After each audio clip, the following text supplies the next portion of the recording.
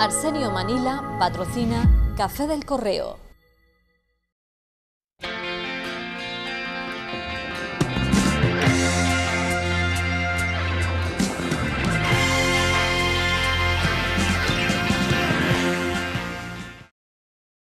Continuamos en el Café del Correo. Recordamos que están hoy con nosotros Diego Boza, Julio Malo de Molina, Enrique Montiel y José Antonio de Iturriaga. Vamos a tratar, aunque sea brevemente, quería conocer la opinión de nuestros invitados acerca del anuncio por parte del Obispado de la adopción de una serie de medidas restrictivas para el uso de sus templos por parte de la sociedad civil o como se le quiera llamar, es decir, el uso no religioso de sus templos, que pudiera resultar más llamativo en aquellos templos donde han recibido importantes inversiones de dinero público, sea la catedral o sea el oratorio de San Felipe Neri. Bueno, sí, Diego, si se me permite, porque si no después al final me queda no, no hablo, porque aquí hay oradores de gran... Nunca mejor dicho. Muy pesado. de profusa glosa. Creo que hoy voy a hacer como Aldelia y voy a echar las culpas a la Junta de Andalucía. Creo que la cuestión del oratorio se perdió una oportunidad única de desacralizar ese templo, porque más allá de ser un templo religioso, ese templo tiene una consideración en la historia de España esencial y por tanto debería haber pasado a ser gestionado de forma pública. Lo que se hizo, pues lo que se hizo tratando de no enervar a ciertos sectores radicales, lo que se hizo genera esta posibilidad. Genera que, si aquello sigue estando tutelado, sigue estando dirigido por el Obispado, una vez que ya el dinero está en el bolsillo, que la reforma está hecha, pues quedamos a las expensas de que decidan qué es lo que se puede hacer con un lugar que ya digo que desde el punto de vista constitucional, desde el punto de vista de la historia de España, es central y por lo tanto debería ser de libre acceso, debería ser, creo que debe ser el referente de Cádiz en cuanto a turismo y en cuanto a historia, pero aún así está en manos privadas, porque el Obispado son manos privadas. Y creo que ahí se perdió una oportunidad esencial a cambio del dinero que se entregó. Pues mira, ¿Me toca a mí? ¿te toca a ti? bueno, da igual, Enrique, venga. No, con relación a lo que dice, te puedo argumentar que en San Fernando, la iglesia mayor fue la iglesia donde juran ante la regencia los diputados. de Burgos. Lo juran los hijos de algo. Sí, y la historia de España, que se hace bajo la premisa unus regio, unus religio, la religión, o sea, la Iglesia Católica, patrimonio. Está tan estrechamente vinculada a la realidad política o nacional de España que tú no puedes hacer en un tajo una separación. De todas formas, yo estoy de acuerdo con él. Sí, no, pero espérate, he hecho una introducción de profusa glosa, como dice... ¿Para qué creí que me tocaba a mí? Estaba preparado para saltar. Bueno, venga. si quieres... Entonces, lo que quiero decir con esto es lo siguiente. Bueno, que la Iglesia, que considera los templos como lugares sacros, quiera establecer algún tipo de normativa para eso, ¿no? Para la cesión para determinados actos, yo creo que en principio no me parece mal, ni mal ni bien. Lo que quiero ver es cuáles son los criterios por los cuales la Iglesia para determinados templos utiliza ese criterio. Bien. Y con lo que tú has dicho, yo a la Junta de Andalucía no le echo la culpa. Es que el obispo anterior a este se opuso a la cesión del oratorio. Le dieran lo que le dieran, o sea, porque además le salió, qué casualidad, un grupo de feligreses. De feligreses, es que no me salía la palabra. Pero vamos, no son feligreses exactamente lo que yo quería decir, ¿no? Ultramontanos. Que se opuso de un modo frontal a ese asunto. Cosa que tampoco necesitaba la Iglesia gaditana, ¿eh? No si me necesitaba permites una corrección, de eso. había un acuerdo ya establecido, estando José Carlos García Solano, no sé si lo conocéis, Sí, que lo conozco, de gerente del Obispado, Monseñor Ceballos de obispo y Guillermo de la Puente de vicario general, había un acuerdo en el que había participado en su gestación Luis Pizarro, familia, por cierto, de José Carlos García Solano, y José Antonio Gómez Periñán, por el cual la Junta de Andalucía iba a pagar 40 millones de euros al Obispado con destino a la construcción de varios templos y reforma de otros, sí. Y reforma de otros. Que fue lo que hizo y la Junta, en muchos pueblos. La Junta iba a adquirir el oratorio y quedaba solo por ver si se desacralizaba o no. Es Sí, porque el oratorio podía haber seguido siendo sacro si la Iglesia quería, aunque estuviera en manos de la Junta y celebrar allí una misa los domingos, de la misma manera que el sábado podía haber habido un concierto y el viernes una conferencia. Y ese, por culpa de estos 50 que son los que iban a misa del domingo allí, bueno, no... les vino muy bien, estos 50 o 100, les vino muy bien al obispo anterior para oponerse a esta historia, ¿eh? Bueno, en España la Iglesia tiene un patrimonio excepcional, y que no, la mayor parte del cual no le hace falta, porque la Iglesia ha descendido mucho en su actividad, ha descendido, sobre todo en Andalucía, ¿no? En Andalucía, todavía en el País Vasco y en Cataluña la religiosidad es mayor, pero en Andalucía prácticamente el nivel de asistencia a misa es bajísimo, el clero ha disminuido muchísimo, los bajos seminarios están vacíos.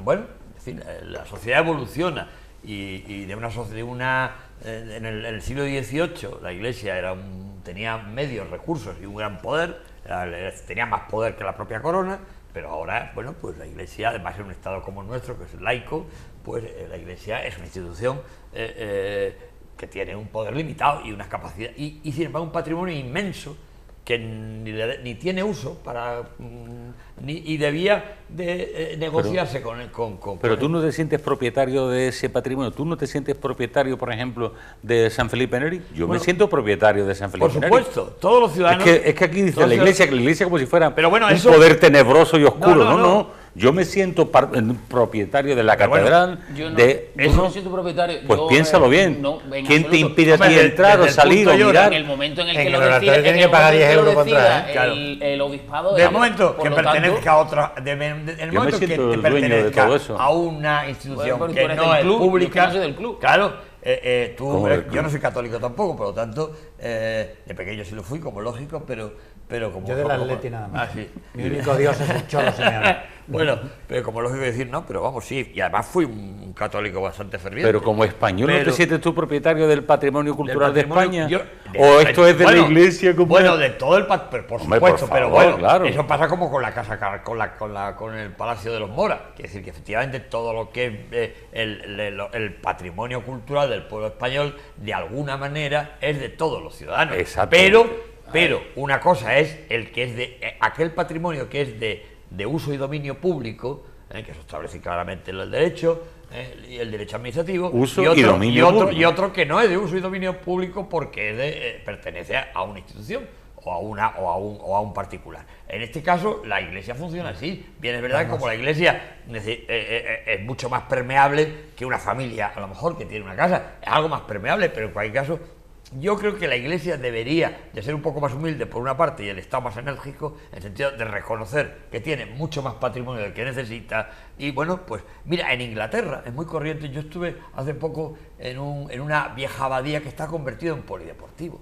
En España esas cosas todavía te tienen mucho miedo, ¿no?, a convertir, pero bueno, y es un polideportivo que funciona porque es una abadía, como de polideportivo cubierto, en un clima como el inglés, funciona estupendamente, tiene unas canchas geniales. Para poder tratar otro tema. Pero en definitiva, que ese patrimonio se podía reutilizar porque la Iglesia no lo necesita, tampoco. Pero sobre Venga, todo cuando ha al habido like, dinero ¿no? público para arreglarlo. Bueno, pues vamos a cambiar de tema. Yo, si os parece, os veamos otros temas y me interesaba también a mí hablar de Cataluña. Quería conocer vuestra opinión acerca de lo que ocurrió en Cataluña el domingo, es decir, de su desarrollo, la parte cuantitativa, es decir, de los 2.300.000 catalanes que dicen que fueron a votar, aunque hay por ahí algunas fotos hay una foto muy graciosa de un tipo El primero votando. que vota en Australia con la urna llena, ¿no?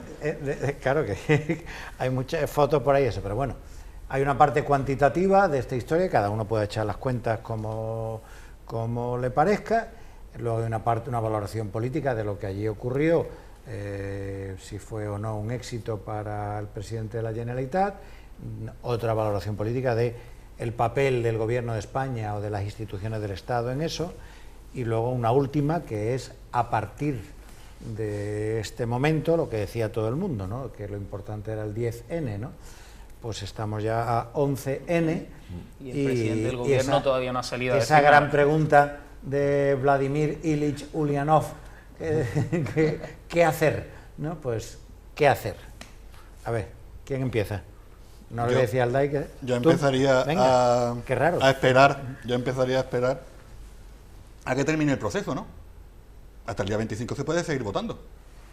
Con lo cual, no podemos cuantificar un proceso hasta el día 25, teóricamente, se cierren las urnas, ¿no? Entonces el 26N ya, Entonces, ya 26N, comparecerá en claro, plasma es que el es presidente. una insensatez tal que es el único proceso en el que se han hecho ya valoraciones oficiales sobre un proceso que todavía no está terminado, según ellos mismos, ¿no?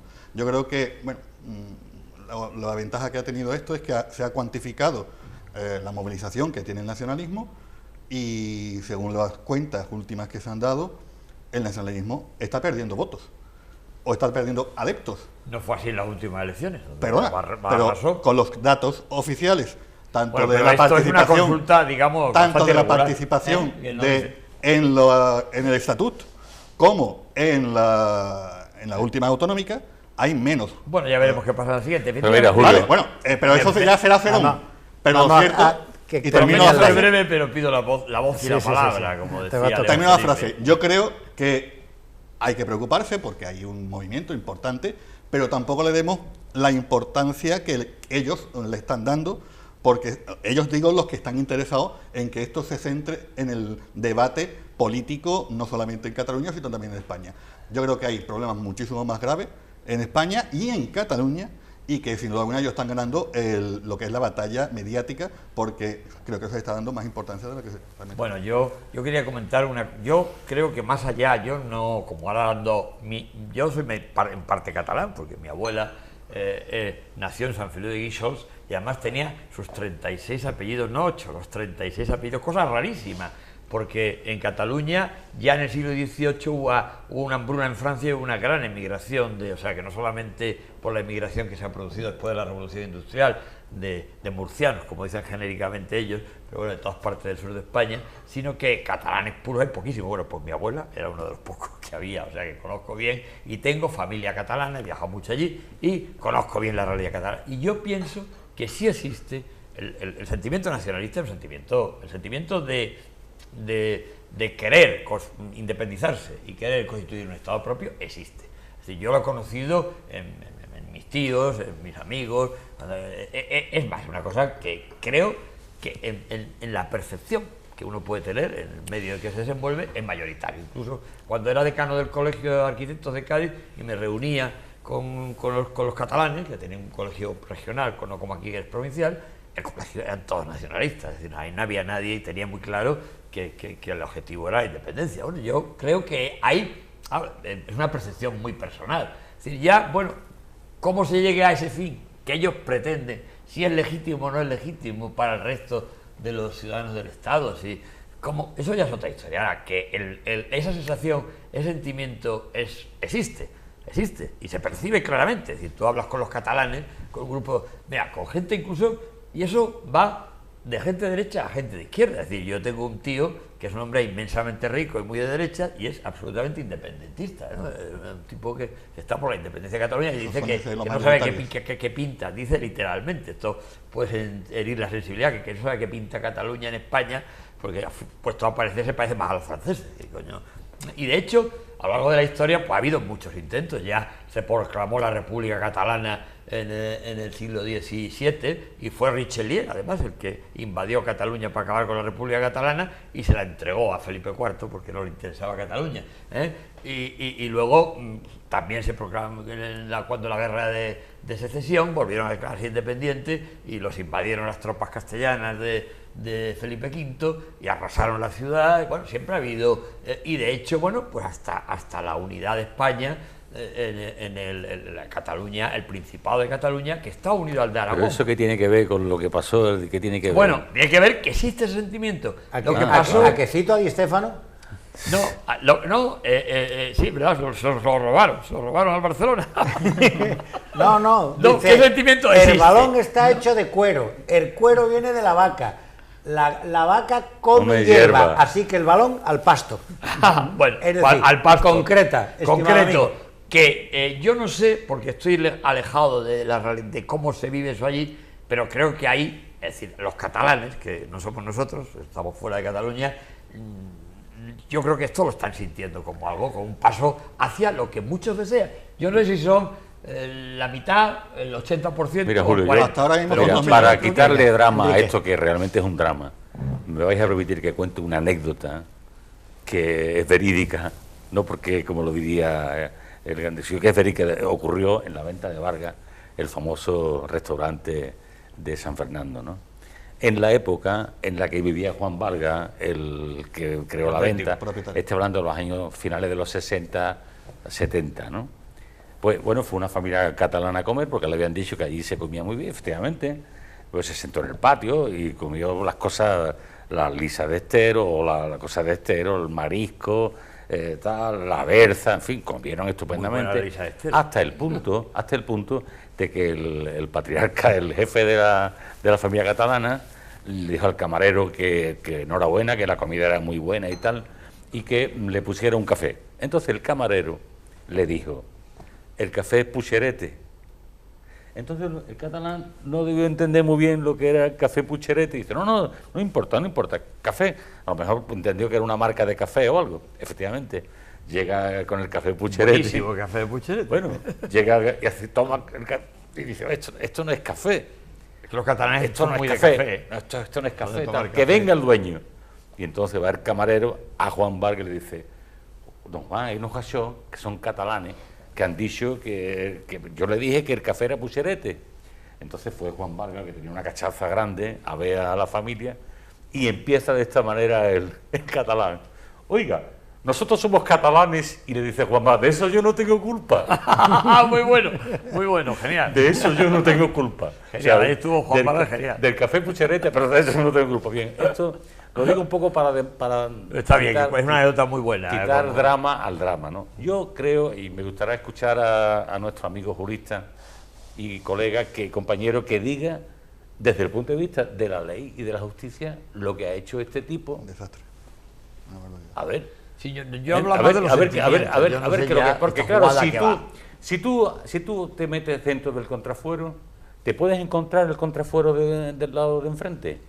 Y si tú lo que quieres es solucionar un problema, que dice: bueno, hay que solucionar un problema político, usted crea el problema. Dice: hay que dialogar, pero bueno, dialogar, ¿qué es para usted? Dialogar es que aquí todo el mundo se ponga firme y haga lo que usted quiere que se haga. Eso es dialogar. O, ¿qué es lo que persigue? Crearnos un conflicto todavía más grande, porque lo que persigue es que Cataluña tenga lo que tiene el País Vasco y Navarra, es decir, unos fueros propios y un cupo que se negocia cada año. O sea, la destrucción del Estado tal como está, y el Estado va a permitir que alguien destruya el Estado. Entonces yo creo que aquí se están cometiendo factores gravísimos. Yo estoy muy enfadado, profundamente enfadado. En primer lugar, se habla de 1.800.000, 2 millones, pero usted no puede hablar de eso.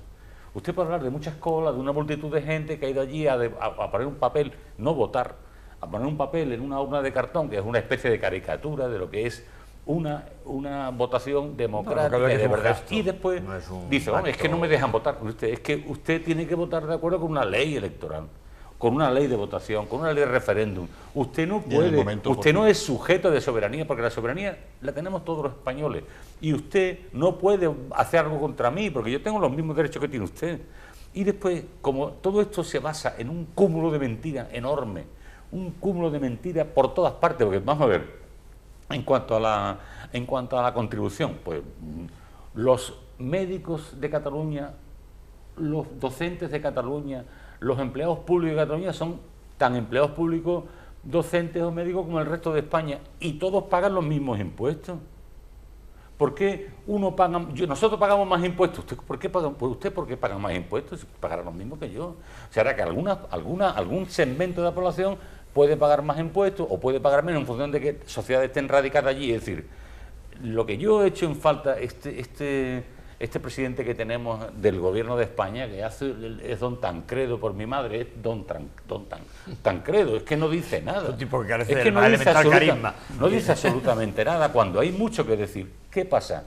¿Que cree que es el momento de no decir y de callar porque es peor decir?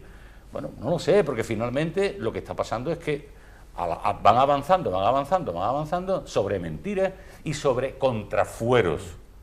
y sobre contrafuerza. Y ahora ya me Diego. gustaría... Vamos a ver, desde el punto de vista jurídico, creo que aquí tenemos diversas interpretaciones, independientemente de que lo de que pasó el domingo, bueno, pues no tiene ningún tipo de validez jurídica, eso está absolutamente claro. Aún así, creo que la gestión que hizo el gobierno en este punto, creo que ha sido la más lógica. ¿Por qué? La más lógica a partir de a dónde llegó, porque desde mi punto de vista lo lógico... ¿Pero de habría qué sido gobierno habla?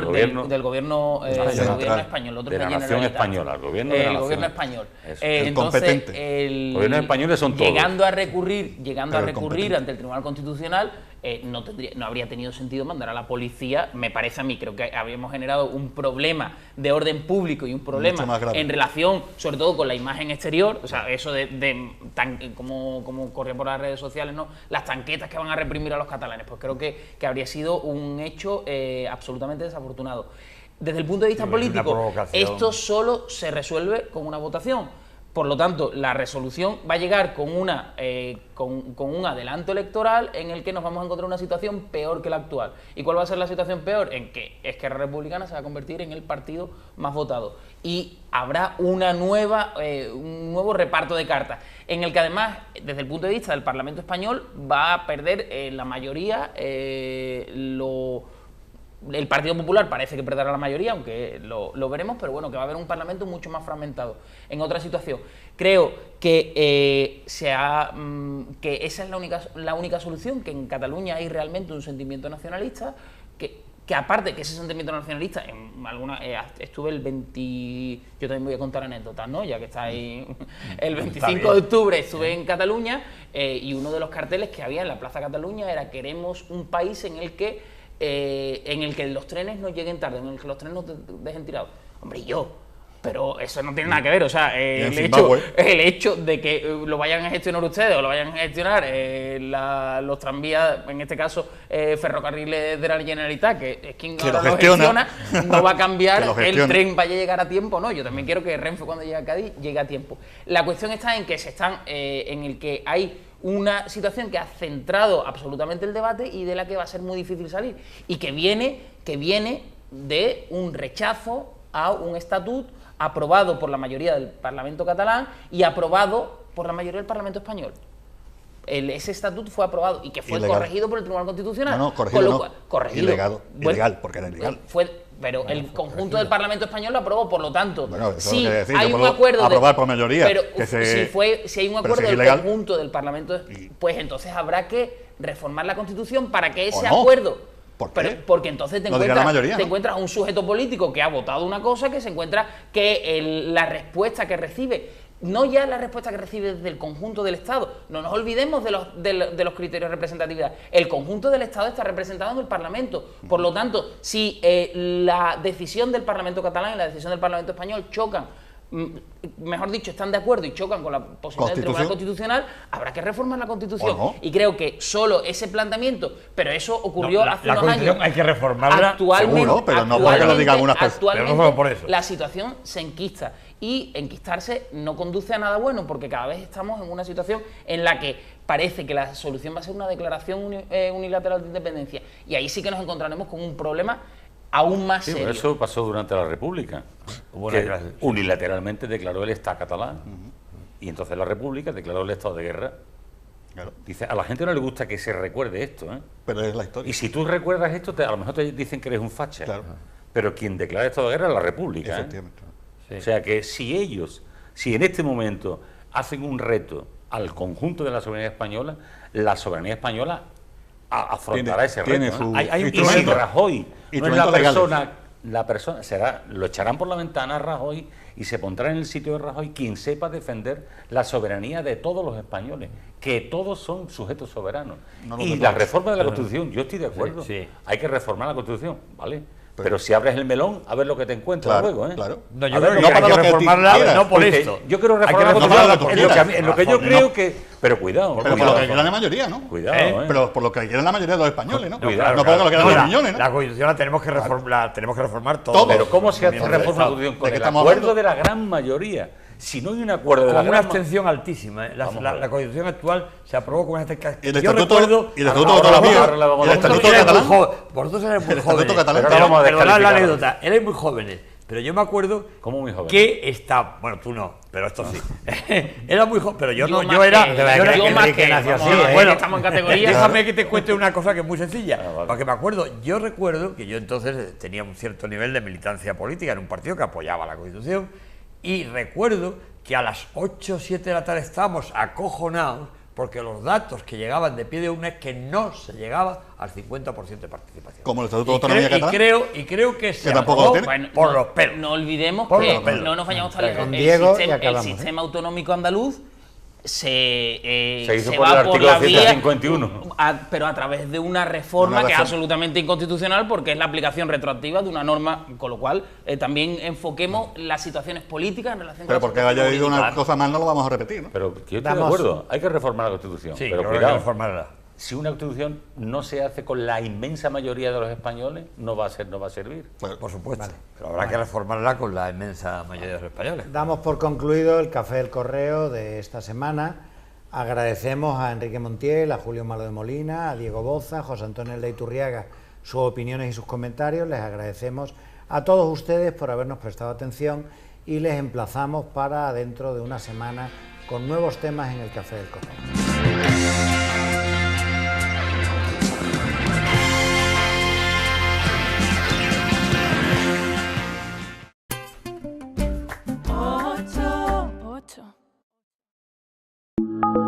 Arsenio Manila patrocina Café del Correo.